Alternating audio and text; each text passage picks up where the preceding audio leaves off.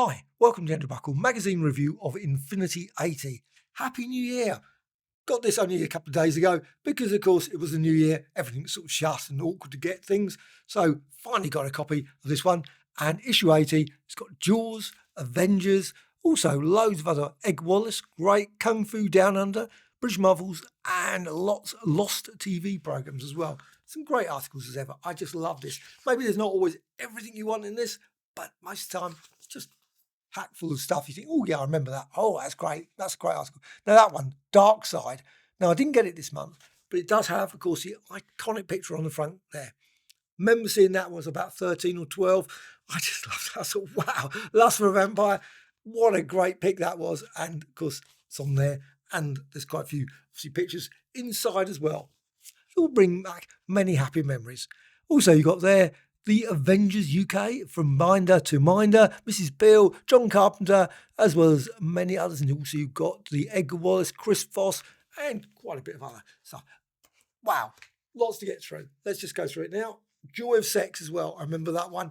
Brilliant book. Now, at the time, I did not realise it was Chris Foss. I should have realised, but I didn't. And I just love that book. What a brilliant book that was. Actually, can I turn this page? Yes, I can, finally. Bring it on. Welcome to 2025. And yes, 2025. I have to remember it is 2025, not 2024 or 1925 or 1924. It is definitely 2025. About 6 or 7 days in already. Well, I didn't start much the new year. Most years I have, but now I must admit I'm not so enthusiastic about that. About 10:30, I thought, I'm just going to go to bed and read a brilliant book. Reading Tarzan at the moment. Thoroughly enjoying it. Brilliant one. Dark Horse Compendium. Brilliant, brilliant. And you can see obviously a little bit more Scottish thing. Of course, all the very Scottish elements there. Of course, they cancelled that, didn't they? And then on to Infinity News. And you got there James Bond, the Constant Spec, the Snot Girl. I love that one. It's got also things. Never seen that one. Saucy Fun Annual, 1978. You know what? You near enough think that could be a made up one, but I guess it's probably not. Just looks really weird. And also you got there about the Festival of Film 2025. Also Vic Flick there, obviously died. Always love seeing the obituaries. Obviously didn't want him to be dead, but I'm just saying, I just loved it. It's always great in memoriam that they include that. Also, on to the next one, talking about their Talking Pictures TV and Renowned Pictures. But on to the first article. And we got there, the Avengers. Avengers in the UK. And this one was my favourite. Probably of all the mighty world of Marvel, Spider-Man, superheroes, Titans, though I did enjoy Titans. But Avengers, I just love it. And that was one of my favourite ones. I don't know why. That was just probably because it was Hawkeye, Quicksilver, all starting up in the Avengers. You had the Swordsman there. And then, of course, you've got Iron Fist. You've got the Man Thing of Shang-Chi and all those sort of ones. Obviously, Doctor Strange was at the back as well. Just was my go-to magazine. I just loved looking forward to the Avengers. You just get it every week. And wow. Never failed. I just loved everyone. Of course, they're all in black and white. But that didn't worry me. I did, of course, at the same time, buy many of the American ones as well. But of course, they got, for some weird reason, they stopped the American ones. Always annoyed me. I got them up at dark, they were in Golden Eye, but I mean, I had to traipse up to London to get them instead of just picking them up in my local shop. It's so annoying. But you got loads of great covers there. And I love the fact they were always slightly different from the American covers. Of course, we didn't have the internet at the time, so the American covers, probably in many cases, I wouldn't have known until I, of course, picked up the American copy and thought, you know what, why did they use that cover or a slightly different cover? But they were always generally pretty reasonable. Of course, they occasionally had obviously Conan would be included in there, or you have Doctor Strange in there, and you've got this one here, a weird one with Conan mixing with obviously the Avengers as well. Very strange. That would be very confusing if you're thinking, what's that got to do with the story? The Avengers face the wrath of the Red Wolf. I mean, it's even odd. I thought Red Wolf was actually separate, Red and Wolf. Here it's combined. But still, you've got Valkyrie and the Liberators, and of course Conan, Red Sonja. People always criticise me when I say Sonja. Whoever. I still love. Great stories. And you got this as well, which is a really brilliant article. Focus on film, science fiction now. I love that. That was one of the best books. One of my favourites. Still got it. Just absolutely brilliant. 10 exciting years of science fiction, all sort of 1970 stuff, and that's probably a bit more 2001, of course, as well. Close Encounters, and lots of other ones. Dark Star, Silent Running, and all those brilliant films. And I love always reading all the letters. In fact, that's probably my favourite section. I always quickly go to 10. It's just great, just reading all people's comments about, oh, it would be great if you did this or did that. And sometimes they say, oh, yes, we did about 4 or 5 issues ago, or whatever, 30 issues. Playaway. I've just been watching on YouTube loads of these playaways just because of that. I thought, well, you know what? They were actually quite good. In fact, they were very good. Sadly, there doesn't seem to be any DVDs, Blu-rays, or 4Ks. That would be weird, wouldn't it? 4K one for playaway. But there's nothing. See, why? It's got this record, though. Maybe I shouldn't have mentioned that because I was thinking about buying it, but of course, there's only one copy online. So if you are thinking about getting it, I might buy it at some point. Who knows? Probably be gone now after saying that. And then you got there, Rosemary Babies, Our Baby, Animal Slayground. What's that one? I don't know. Some film there. I've never seen that, Slayground. Hammer House of Horror, of course, that's on. I think that's on Talking Pictures at the moment, isn't it? And also, it's more on the page here. You got there, The Shining, standing. I love that, Shining. Watched it recently. I went down to the cinema and watched that again. Just brilliant. I've got it on Blu-ray, and I must sit down and watch it again at some point. I've got all the Kubrick films to get through. Occasionally I look at it and think, I must get through that one. Barry Lyndon, not actually one of my least favourite ones. Then Clockwork Orange, I would like to see that again. North Sea Hijack, I haven't seen that for years, so that's really great. This is the thing about this magazine. I love seeing these, and you think, oh, luckily, many of these cases, don't know, North Sea Hijack, I haven't got the Blu-ray, but with The Shining, I have. And then on to Emma Peel. I loved the Avengers Emma Peel, though I must admit, Linda Thorson was also a fan. Recently, I just got the Honor Blackman ones, which I never really watched. That was a bit before my time. Didn't really sort of sit down, and they're not ones that get repeated that often, if at all. Emma Peel ones often do. Linda Thorson often turns up. You don't see those, or the Venus Smith, or earlier, of course, Ian Hendry, of course, the one or two. Actually, I did enjoy one I got recently with Ian Hendry and obviously Steve. That was brilliant. Really loved it. And you got, of course, the book, Hammer Horrors, Dark Side Presents. That was very good. Thoroughly enjoyed that. Done a review of that. No, I haven't done a review of it. I got it, but it's very good still. And of course, the classic title sequence there, or end sequence, one of the point. It's in there anyway at the end, we'll start. And I haven't got this either. John Carpenter. Keep looking at this thinking, I must pick this up, especially since I've just watched one, Vampires. I was going to say, I've got it in front of me. Yes, I have. Vampires. I'm going to do a review of this as well. It was okay. Haven't seen it for years, so it was nice to see it again, but I thought, sort of okay. But you can see so many great films there. The Obey one, I love that. Fog, probably Fog is one of my number one favourite films. I got that in 4K. Just brilliant seeing it in 4K. Just amazing. Also, The Thing as well was pretty good, but I think The Fog is my number one for John Carpenter. And you got there, obviously, all about the Jaws film. I've yet to watch Jaws. I know people. I've had a few comments. People say, you haven't watched Jaws. No, it's one of those films that I've never seen. I know it's probably going to be amazing. It's just on my list. It's on the thing that I will sit down and watch it. I've got a few other bits and pieces related as well. And I think, this year I will definitely get to see Jaws. The novel. I haven't even read the novel. Well, I've done. I can't remember reading the novel. No swimming, hazardous beach clothes, etc. Lots and lots of pictures, lots and lots of mentions of various other films and things all the way through this. And you get some great pics all the way through this. Just brilliant. It looks really good. Again, I must watch it. I'm watching something else at the moment. Red Sparrow. I'm not certain I'm going to get through that. It's one of those. Sometimes you watch a film, you watch about half of it, and you think, I'm just not really enjoying it. My mate said it was a brilliant film. So I'm just going for it, trying. But at the moment, I'm just not enthused. But maybe I don't always have. I have that problem sometimes. You get a film and you just think, I'm not really in the mood for it. And then I watch it another time and I love it. But this one, of course, it's got all the Jaws very related films. Killer Fish, Deep Blue Sea, 1941, Airplane, of course, classic. Alligator, never seen that. The Shallows, Sharknado, never seen that. It's always on whatever it is, Legend or some of those channels. I don't know. I'm certain it's very good. Certainly it's a masterpiece. And of course, great posters as ever. 20,000, I should say, not 2001. Thinking about something else. I always think about putting these up on the wall. I think maybe not. I've actually just taken all the pictures down off the wall, and it's ended up making such a mess on the wall. I'm thinking maybe I won't do that so often.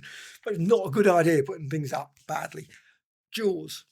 Maybe I should put it up in frames, make it much, or change them every while. So you got Jaws there, brilliant poster. And then you got all the various films. Whoops. Stardust. I love that. I haven't actually got that on Blu-ray or 4K. So this one mentions here, quaint Victorian village of etc. etc. Pretty good. That's excellent.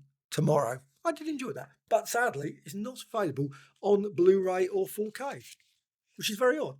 I think it's a perfectly decent film in an odd kind of way. And I love those sort of films. Weird sort of oddball 60s or 70s, I think 70s, wasn't it? Films. They're always great. Italian Connection. That was superb. I love that. Absolute masterpiece. I was going to get that, but I've watched a few of reviews and trailers and things. I don't know. The review gives it excellent. So I'm thinking, don't know, not Invasion. No. Inside Out, no idea. Absolutely no idea about that. The game doesn't do too bad. It apparently looks very promising. So that's another one. The Island. I haven't seen that for years. Haven't seen that one. The Island for years. This one sounds quite interesting. Tommy. Seen it in shops quite a few times, and I keep thinking, maybe. You and Me. I don't know. Look, the review again is very, very positive about it. And there's a picture from it. But I looked at the trailer and I thought, I don't know. Maybe not. Anyway, on to Foss. Now, there's a brilliant Chris Foss book. I don't know if it's readily available or if it's out of print or not. Brilliant. It's a huge, absolutely massive book. Of course, he did so many great covers. Asimov, Earth is Room Enough. Loved all those Asimovs. I think that was the thing that always caught my eye. And reading this, it just churns out lots of, but they were just always great. And I love the thing. And also, of course, Joy of Sex there as well. And Caves of Steel, another one. Naked Sun, another. And also Foundation Empire. Second Foundation I have yet to watch. Foundation, the Apple, I think it's on Apple TV. I haven't got Apple TV, so I haven't watched that. But wow, what just great. Absolutely brilliant. Brilliant. I think is that an example of the book? I think there's a book there. Yes, the Chris Foss one there. Just definitive science fiction works of Chris Foss. Maybe they should bring out a definitive book of Chris Foss. All of his work would be great. That was brilliant. Love that. Dead scary. Really, really good book. All full of zombie stuff, even though it did miss a few ones that I thought should have been in there. Z Nation being an example of that. But of course, you can't feature everything.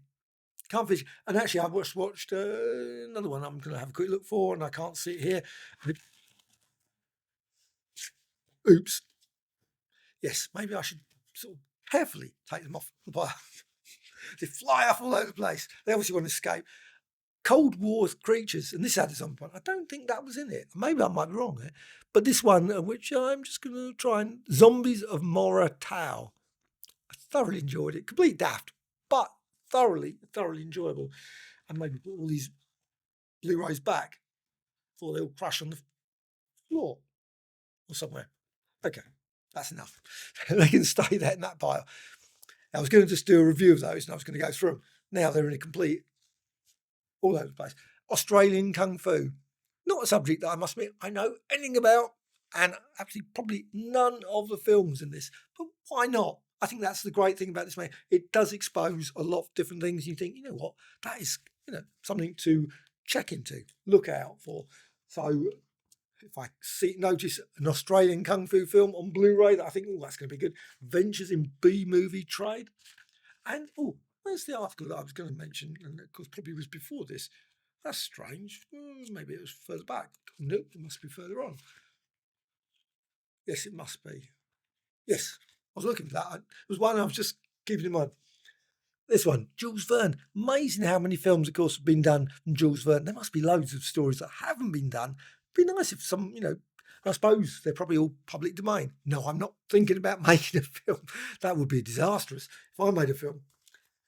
Maybe using Photoshop or something, After Effects. But no, I don't think so. The world does not need any films from me, I think. But you got here the Three Stooges. You got here the 5 weeks in somewhere in a balloon.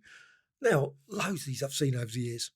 Absolutely. Some are brilliant, some are not. I did enjoy that one, the Jules Verne one there, Rocket to the Moon, 2,000 Leagues in Under the Sea. Also, that one I've never seen, or I might have seen years ago, Light on the Edge of the World. Probably very good. And then on to some more. And you got Yul Brynner film, and I don't know what that one is. Oh, that's the Light on the Edge of the World, apparently. But it's got a whole list all about all the various Jules Verne ones. This was one. Molesworth's Musing. I love reading this article. I think it should have 2 or 3 pages personally, but that's one. But this one, slightly frustrating, because when I saw it, and that's why I went Play Away, and other ones, and obviously got Play School, and other ones, The Third Man. And I thought, you know what? When I went to their website, unfortunately, they don't show anything because, of course, obviously they can't, because obviously licensing reasons, etc. Because obviously these have gone back into the ITV archives or the BBC archives or wherever. It's always such a pity because you think, oh, great, now we know that The Third Man or Play School or whatever has been found. It'd be lovely if these things were shown, and I always think it's such a pity that the BBC doesn't have a huge, massive archive of all these old shows. I know they do occasionally, but you get sort of a BBC archive one on YouTube. But it would be nice to actually have lots of these shows, especially when they've been found and you think, oh, this one, Sylvester McCoy, an education show called Work, Basil Brush show. Those are shows I just haven't seen. Like I said, the only way you probably can often see them is a quick look on YouTube, and you always see a sort of very blurry, smudgy picture on these things. But some of them are just brilliant just to watch, just a bit. Because, of course, I would love if they find a whole load of Crane ones. That would be brilliant. I love Sam Kidd in Crane as well as Orlando. Find a whole load. They must be maybe piled somewhere. Someone has got whole loads of Orlando Jones, I think, wasn't it? But it's great. And it is important to find all these things, I think. And as he says here, obviously one day they might find something that you really, really like. But I love lots of these things. And it is good. All things like Moonstruck, I don't remember that one. Boyd QC. I think they've been shown that. Haven't they shown those on on Talking Pictures? I think. Maybe. But it's amazing how many episodes, obviously they made probably countless Play Schools. Play Away, though, was very good. Quite amazing the talent that was on Play Away. I mean, Jeremy Irons, just seeing Jeremy Irons on Play Away was just wow. I remember the time when he was on there, thought what a brilliant actor he was then. And of course, he went on to much bigger. Just, wow. What made Play School was the pinnacle of his acting. He should get an Oscar for that, I think. And an excellent article about Edgar Wallace. This is brilliant. It's a 2-parter. So this is the first part. And you've got all these films. And there's some really good films here. Films and TV. Some things like Urge to Kill, The Man Who Was Nobody. It gives a nice description. Well, it's director, screenplay, etc. Also, it mentions various people who were obviously involved. You've got here various people, Harry H. Corbett, William Russell, all those things. John Le Mesurier, they all turn up in these great films. And many of them are super watchable, probably on things like Talking Pictures. Also, I think you probably can find them on DVDs, Blu-rays, etc. Also, lots of these films, well, maybe I don't know if they're exactly the same, you can get from Germany. There's loads of ones, like I think Der Hexer or something like that sort of thing. I love those sort of old classic 1950s, 1960s German Edgar Wallace films. Krimi, I think they're called Krimi ones.